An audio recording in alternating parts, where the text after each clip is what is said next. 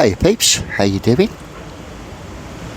Just have a look in the canal on my next adventure, which today brings me to the Black Country Museum. I'm going to have a look around because apparently they're gearing up for Christmas. So we'll have a look, see what we can see. There's the old tugboats there.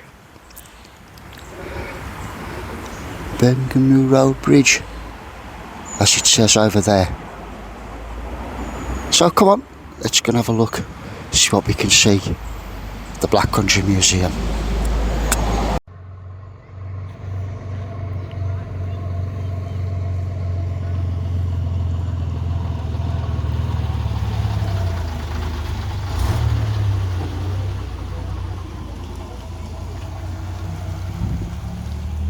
There's the bus service, the 246.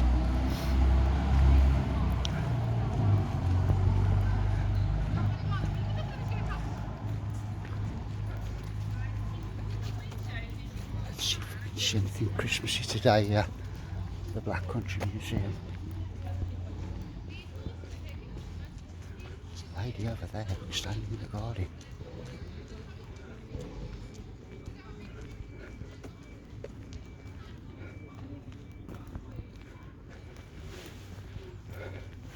Morning.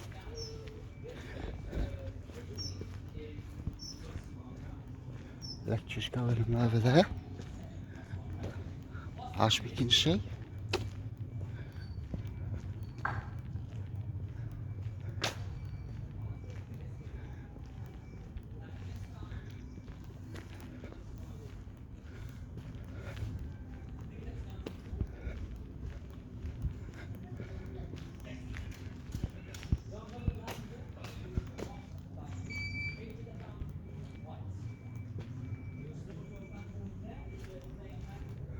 Back in the brickyard, which had a clean.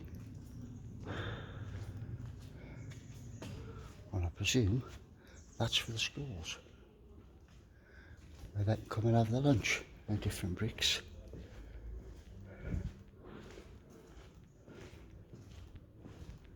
They've changed this to the last time I come, look. They've changed this for the last time I come. There was stuff on here the last time I come. Little purse there, look.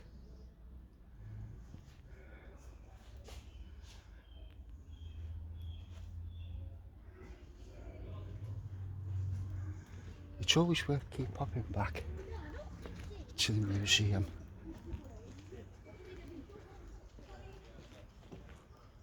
Because there are different things that come up when you're here at the museum.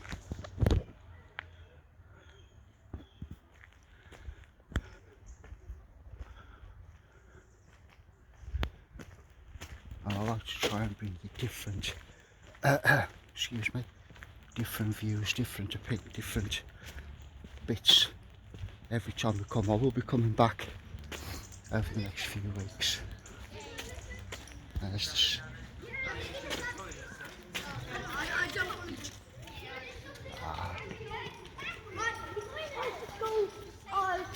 That's known as the driving shed.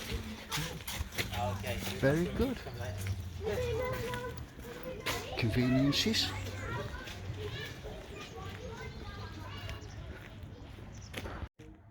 Mothercraft.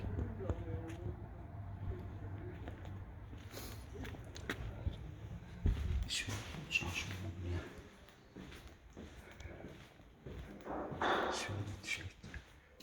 Mummies would come back in the day. Orange juice, Farley's rusks.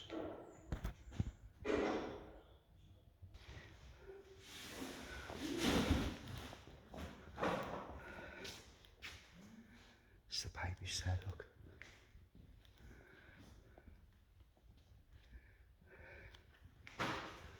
That's where they'd wait, look there. The toys of yesteryear.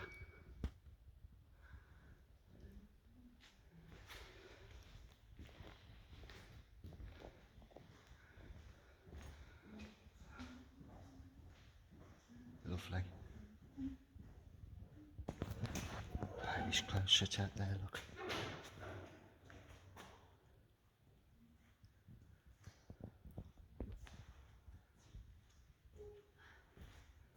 tea and biscuits.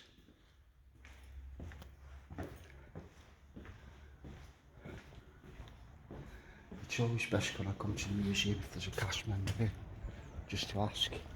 Because obviously some cast members don't like to be filmed.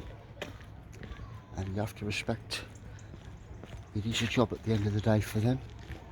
Not everybody wants to be on camera.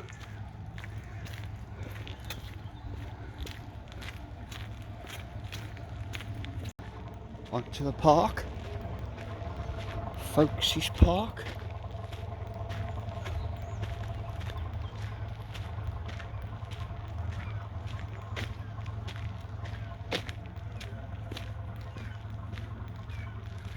Now you could bring your sandwiches or something. Pre-top lunch if you wanted to. There's benches over there. And there's even a playground. I haven't been up here before, so I was going to have a look.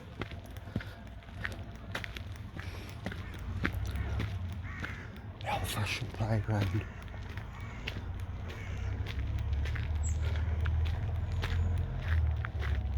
It actually is a zoo over there. Really close to one another. You got the old swings there. Oh, that's like a rubbery material, just in case somebody comes off. Unlike when I was a child, if you came off, you hit the tarmac.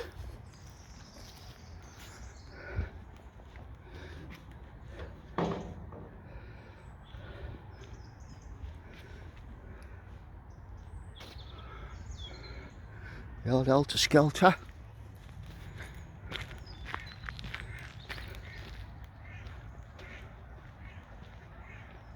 You'd be the first one down and get a wet backside.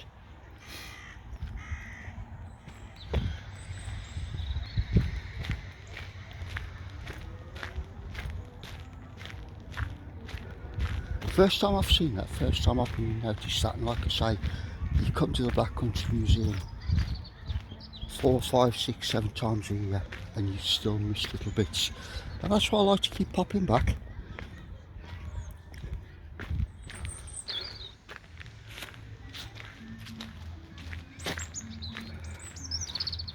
And there's the new library taking shape.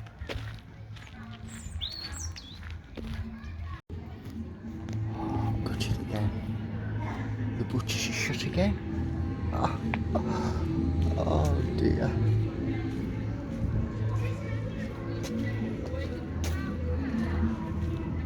It's the barbers.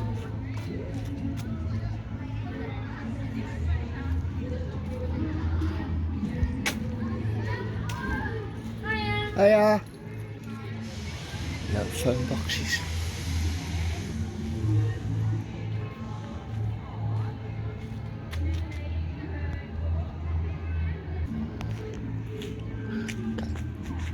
Let's go into the newsagent, shall we? Cigarettes. Player cigarettes. I remember Player cigarettes.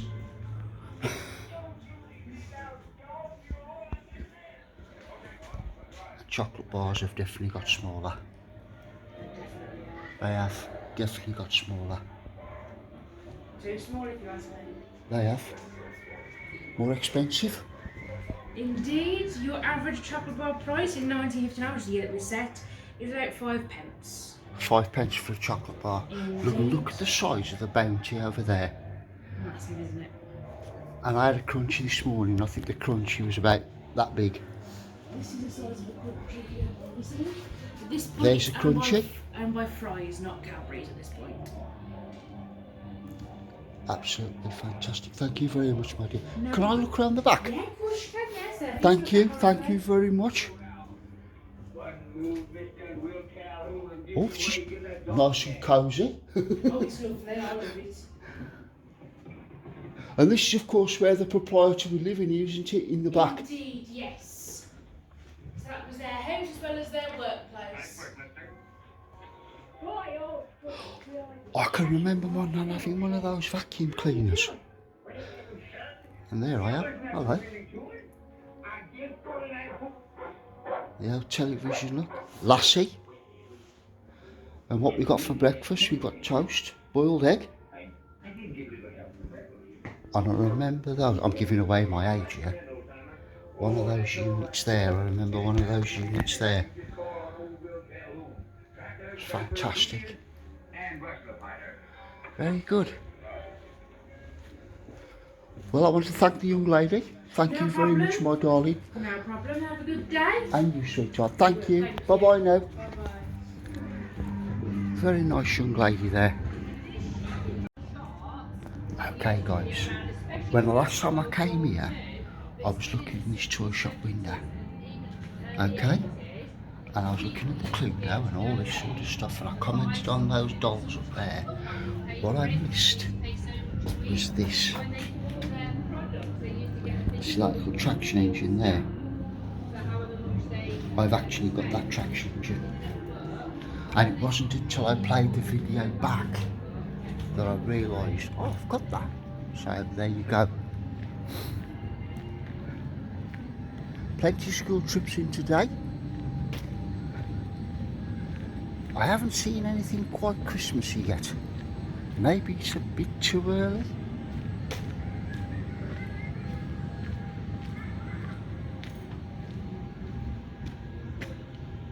No decorations up as yet, excuse me. The old radio shop. We've been upstairs, I've took you upstairs before. I don't want to do that again today. We'll have a look round further down here.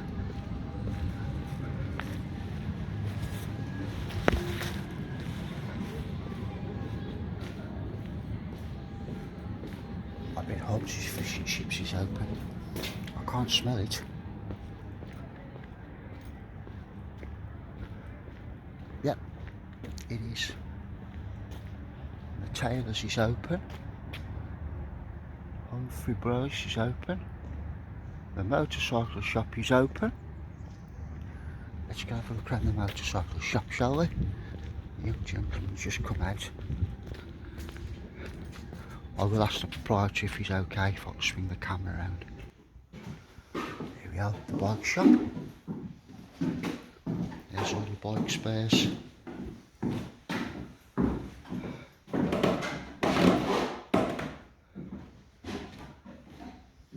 Oh, it smells oil.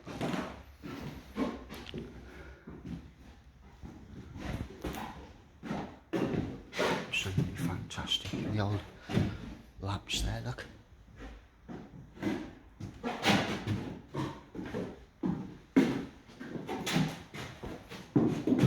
Fantastic. Thank you very much, sir. Have a good day, thank you. Okay.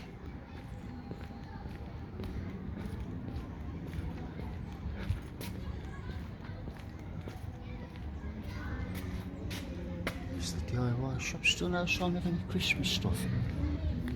The Taylor.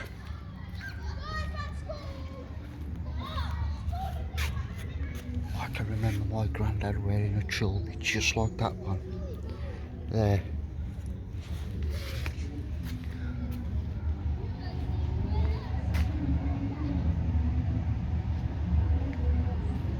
There's Hobbs's Fish and Chips.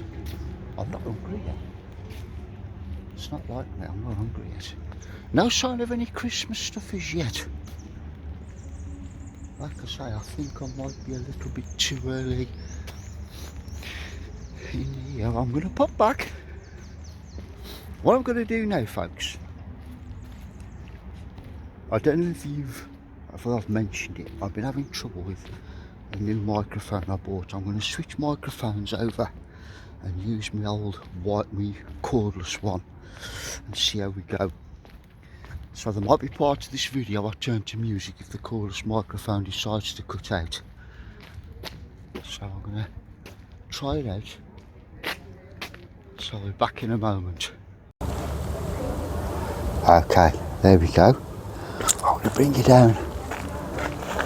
There's the bridge.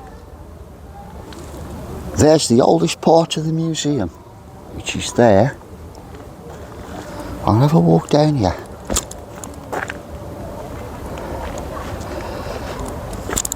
Let's just hope the microphone doesn't decide to back in on me. I'm just keeping an eye on it. When it works, it's a cracking mic. It really is a good mic. Now, I'm not going to go any further because it's grass, as you can see, and I don't fancy going head over heel into the canal. The old barge over there, look. A very, very unique form of transport back in the day.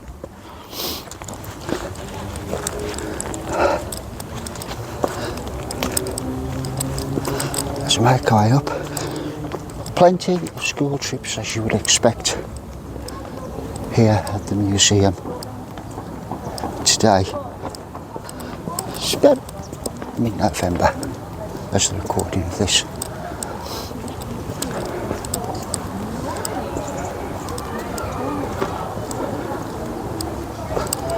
It's the cake shop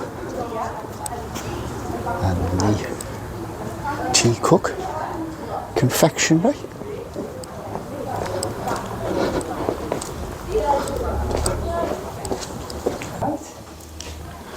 Just coming to Tea Cook Confectionery, and we've got all lemon bonbons, and you can purchase these. There's a lovely young lady here. Right, sorry. There we go. And the price is on the wall up there. Thank you very much, my darling. Thank you. Have a nice day. So there is a lot of stuff for sale here at the museum. So I'm just tucking myself in. And also the shop next door. Just get one of everything from.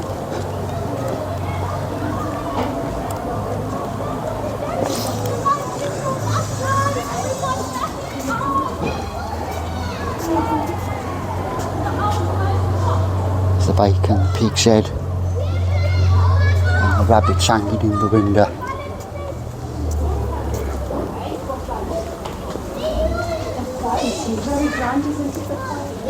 No sign of Christmas stuff just yet.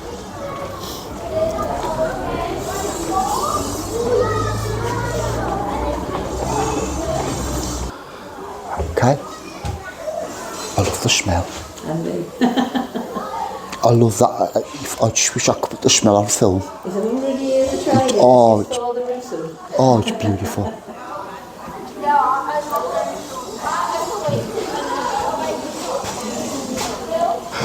You know, I can remember them. My old doctors, they got them bottles up there and they got them in the pharmacy. Yeah. Like that. It was like the universal sign at one time. They'd all got them. Yeah, I remember them in the old doctors. Yeah. Beautiful. Thank you, my darling. Have a lovely day. Thank you very much. Thank you.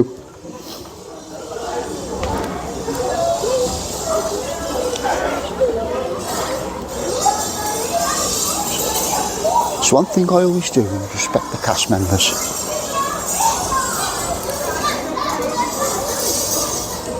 I think I'm going to pop in the bottle and glass.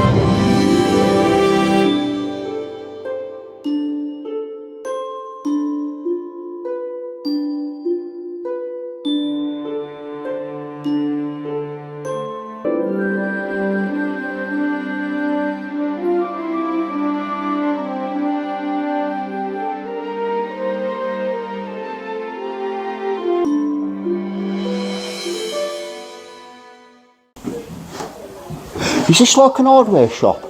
It is a hardware shop. It's an hardware shop. 1930s. 1930s hardware shop From Wolverhampton, from Wolverhampton. where I'm from. That's where I was born. There you go. There we go. Is this is that the gentleman, is that the proprietor of the shop? No, it's just a picture on the wall. No, there's a story behind it. Okay. He's the first member of staff from the museum to work in this shop when it opened. Ah, It okay. was his favourite shop. When he died, he left all his money to the museum. So they've named the shop after him. Oh, right, If you okay. go outside, look up, you'll see. It's called E. Langston's, Eric Langston, that's his name.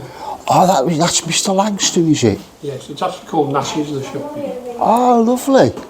Oh, fantastic. Brilliant. Thank you very much for the information, sir. Thank you. There we go. We learn something every day.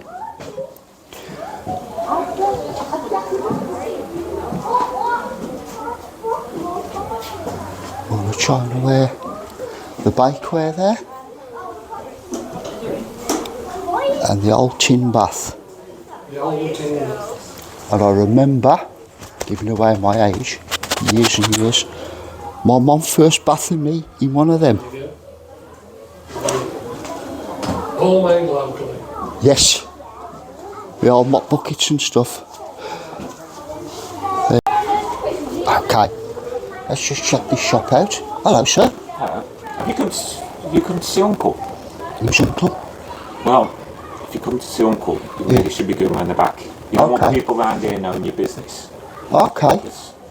I know what happened last weekend. What happened last weekend? You in the bottle and glass. I know. Now, I must say, you've got a beautiful singing voice. Well, you Well. start off beautiful. Yeah, it went downhill after a bit. Well, you started slurring your words. Yeah. How on earth did you sing underneath that table? All people could see was your hanky cropping up and grabbing other people's pints. People weren't too best pleased. Any road. Any road. Come Monday morning, Yeah. I ain't got a penny to rub together. Okay. So you need some cash. So that's where you need the excuse of where you got your money from. Yeah. Off your uncle. Ah. People bring in all sorts of items. For example, Yeah. people bring in this. Bed linen. Okay. Now, people could go without that for a week and it's only till Friday. Yeah. And I can give you a loan against that. Okay. If not, your Sunday best. Because Right. you wore it on Sunday and come Monday you ain't going to need it till the weekend. So I know you can have a loan against it. Come Okay. Friday, Yeah. you're going to need it back. Right. Because heaven forbid you're sitting in chapel on Sunday with your scuffs on you with the talk. Oh, you already had the talk of the town. Anyway, what happens is when you bring in your item, we Yes. fill out one of these tickets. Okay. It's got your name, your address, the item, and how much you've been paid, and how much your laundry, and how much of laundry, and that sort. And on the back is your terms and conditions. Now, I know it's hard to see, but it doesn't really matter because people can all read and write round here, can't they? Okay. Okay. But I always point out that 6 there. So Yeah. that tells you got 6 months to pay it back with Okay. interest. I'm not doing this for free, you know. Okay, sir. So, interest, well, that depends on you. Yeah. Because, let's face it, there's 160 other pawnbrokers in the area, and well, I've got to compete with them. So I'm going to give you good interest to start off with. Okay. Now, if you're very good and you've got regular customer, you keep getting your stuff and keep paying it back, I'm going to get it low. Can be as low as 1% in some cases. Okay. If you miss payments, well, expect it to rise. Yeah. If you don't come back, it's going to go even higher. Sometimes in cases as high as 18%. Right. If your name's in that slate in the window across the road, that Right. means you owe them money. Don't bother Okay. coming here until you sorted that debt out. Okay, sir. Because no other shop will deal with you around here until you sort it out. Right. But Okay. once you get your item back, once you've paid it off, you get your item back, and it's all honky-dory. And there's the cash. Now, most people think this place was just for the poor. Rich people come here as well. All right. That's why, well, they fall into debt, don't they? Yeah. Gambling, alcohol, businesses, and you name it. Yeah. But that means we've got some lovely items. Okay. For example, that's a lovely camera up there. Right. Or these top hats. Okay. Even one for the ladies, this lovely stuff here. Yeah. I did jump then. Now, I shouldn't be telling you this, Okay. but I'm going to. Now, Sir John Harrington of Wolverhampton, Yeah. he's got a lovely manor house in over there. Been in his Okay. family for generations. Well, with that, he's got heirlooms. In fact, one he's particularly fond of, a ring. Now, thing is, he's going away for 4 months on a cruise, on a boat. Okay. And his maids have got very sticky fingers, so he don't want to lose it. Okay. So what's he do? Brings it to me. Brings it to Uses you. the place as storage. Okay. Well, he comes in here and brings this ring, and he says it's worth £100. Well, I ain't going to accept him for gold. He could say it's anything. Right. So, luckily, we're very well trained. I mean, Joseph Wiltshire, the guy who owns this place, he was trained at the Savoy in London. Okay. Also, at Attimer's Pawnbrokers up there as well. That's where he made his money. Enough to come down to the Black Country and make 3 shops. One Okay. at Great Bridge, Bilston, Wolverhampton. Anyway, I'm going off tangent now. So Mr. Harrington comes in and brings this ring. Shows me. Yeah. And look at it. It's the real deal. Okay. Worth £100. Yeah. So I write him out a ticket. For his £100 ring, Yeah. I'll give him £5. Now, don't get me wrong, I'm not being a crook or anything like that. Only problem is, the 1872 Pawnbrokers Act has come out and said the most I can give anyone was £5. Yeah. He accepts it. Because he knows it's going to be safe. Yeah. Because it goes in my safe. Now, I've had to charge him for the valuation fee. Yeah. But that's a good thing, because when it's in my safe, he's got a ticket to say how much it was valued for. Yeah. So should anything happen, he gets his £100 back because he's covered by the safe company's fire and theft insurance. Okay. Well, he goes away, doesn't he? He comes back 4 months later and he brings me the same £5 note I give him. And well, he pays for the extras, for the Yeah. he also has it cleaned as well, so he's happy, I'm happy. In fact, he's so happy, next year he does it again, doesn't he? But this time he goes away for 5 months. Okay. Well, on the way back, the boat breaks down, doesn't it? He gets stranded out there for a month and a half. Right. 6.5 months. 6.5 months. He's gone over his ticket price, hasn't he? So he comes in here and he expects that ring back. He puts the same £5 note on the table as he did before. Yeah. And he goes, "Can I have my ring back?" I go, "Not without you, mate." He goes, "You what?" Because you've got, that ring's mine now. You've gone over your ticket price. He goes, "You what? That's a family heirloom. I need that back." I said, "Well, not without you, ain't." He goes, "Well, I want it back." I go, "All right then, all right. £90. The £90 is worth 100. He goes, no, you only give me £5. I go, "Let me stop you right there. You took a £5 loan as collateral and using the ring. Yeah. So therefore, you've gone over the ticket, so that ring now belongs to me." He goes, "Well, I ain't paying £90 for it." He goes, "Well, you got the other option. It goes to auction. I'm going to put it in auction next week, because let's face it, round here, people haven't got £100 to rub together." I goes, "Oh, might be able to get it back cheap then." Well, he's never been to auction, has he? So he don't know exactly how they work. Well, he don't know, you've got to get as low as possible before you even think of bidding. So the lot comes up and he's getting anxious, getting excited as well. The auctioneer shouts out £50, he's down straight up. To his dismay, 55, 60, 65, 70, 75. Hammer falls at £115. Should have took my 90. So not only has he had to pay £150, he's got to pay £3 commission on top of that, so he's had to pay 180. I had to take off my commission, so 112, but a £5 investment, I've made £107 profit. Not a bad day's work, that. Not a bad day's work at all, sir. Now, the other people that use this place, the unfortunates, I'll tell you what, we get a lot of them around here. Like me. Yeah, well, you're singing, yeah, definitely. Now, the two I'm thinking of were Martin and Louise Saunders. Now, about 8 months back, they're coming here. After a good weekend of the Bottle and Glass, you may know them. Well, what happened is they brought in their son's item. Young Jimmy Saunders, I'll give it that, is a young lad, but he's tall. Anyway, they're bringing his item, it's on the wall over there. Let's have a look. This crutch. Yeah, put it like this, he ain't walking that week, is he? Oh, Anyway, Jimmy's okay with it because what's happening? He may not be able to walk, but at least he gets fed, and he knows Martin's going to get paid on the Friday, so it's okay. He can cope the week. And what should happen on Thursday but the worst possible thing? Louise Saunders wakes up to find Martin had died in his sleep. Devastated she was, absolutely devastated. Because she's just an helmet, she can't afford much, and well, she needs to sort out the funeral. So instead of pawning me items, they sell me items. Sell me Martin's items, in fact. They sell me his clothes, his hats, his glasses, his boxes, bed sheets, in fact the bed himself, because we've got a lovely furniture shop next door if you're interested. But she scraped enough money together to get a service, hole in the ground for all three of them when the time comes, so a good investment. Yeah. And a tombstone.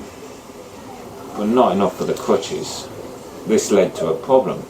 Louise Saunders just an Almac, she can't afford to keep the roof over her head. And well, young Jimmy Saunders, if you can't walk, you can't work, can you?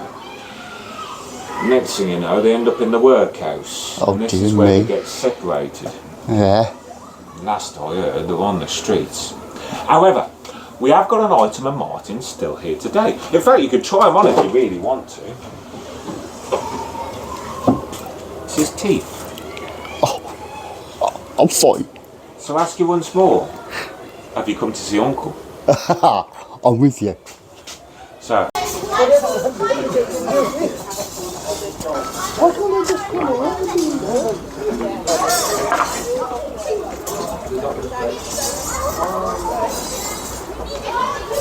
Morning, mate. No, I do social media myself, so I ain't bothered. Good lad, good lad. There we go. Do you want me to walk you through the process of making a If you don't mind, young man, yeah. Okay. Just tell me when you're ready. Filming now, my man. Right, so I'm going to show you the way of making a proper black country nail. Okay. These women would have done it for 12 to 16 hours a day. Okay. They would have made maximum 1,600 nails a day. And there would have been no care, no maternity leave, no safety equipment, no nothing. This was the second worst paid job in the UK. It was just for a workhouse. Now, I'm going to ask you a bit of a stupid question, but it is a decent question. Can you breathe? Right. Because if you can breathe, you can work. If you can't breathe, I'll come back to you and I'll give you coffee. Okay. So what I'm just doing here, is I'm adding a point to my nail. So at the moment it's just a long bit of metal that's got a spike on the end. Okay. I'm going to put that back into my furnace there, and what I'm going to do is I'm going to add a step into it, straighten my nail out a bit, and then we're going to add a head. Okay. This nail making process for me takes around about 3 minutes, 5 minutes maximum. Okay. But then for the ladies it would have took them 30 seconds. Right. Now I do try and do it as accurately as possible, but these ladies would have been training from the age of 7. I haven't been training since the age of 7. I've been training for about a month and then I started to do this properly. Right. So, I'm going to straighten this out now, trying to get all the hammer marks out of my nail.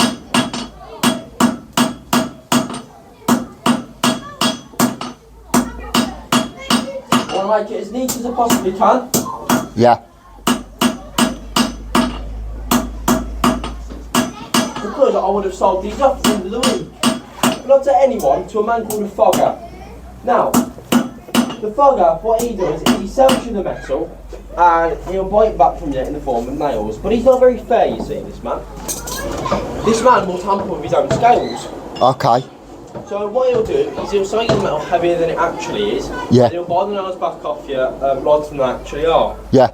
But you can't go to anybody else to do it because the amount of foggers in your area doesn't matter the amount really. They would all be doing the same thing. Right. Because it's all money to them, it's all profit. This was a really important thing because it allowed us to not go into I'm trying to think of a workhouse. Yeah. It allowed you not to go into a workhouse, so you could still spend time with your family on the night time. Yeah. And in some very, very, very lucky cases, you could even send your kids to school to get them out of this situation, whereas a workhouse you couldn't. Right.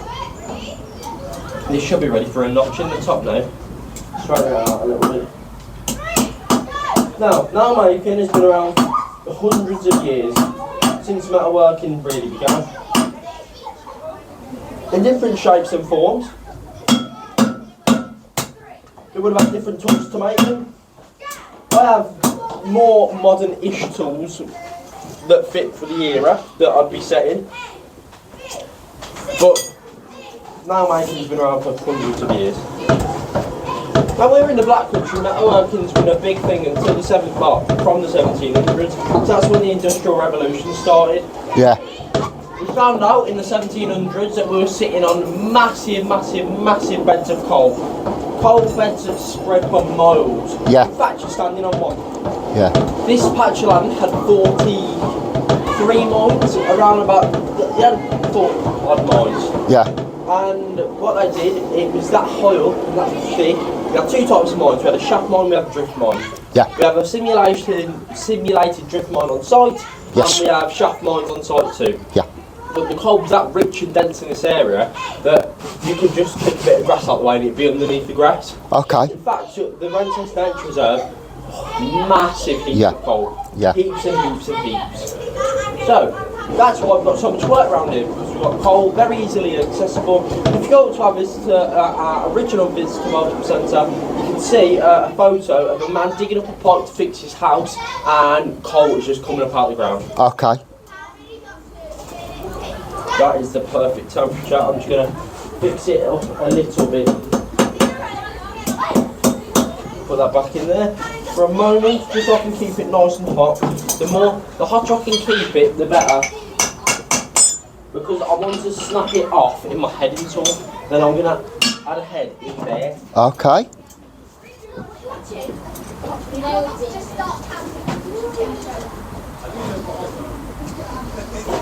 Snap that off. You ain't seen Steve, have you, Lucas? Try again? Have you seen Steve anywhere? He was doing a talk over there with these students just. You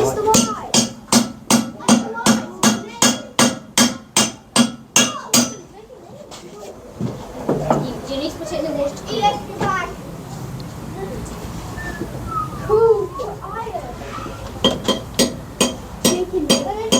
I can't see. Making nails. I'll be with you just a moment. I'll do a nail demonstration especially for you. Okay. There you go, sir. Oh, thank you. That's a Black Country nail for you. Can I keep that? Yeah. Thank you, Lucas. Yes, all right. Thank you very much, young man. Take care, my friend. There you go, guys. More like a nail demonstration then. And that's where they keep the coal. And that was kindly made for me by Lucas here at the Black Country Museum. This is where he got his coal from.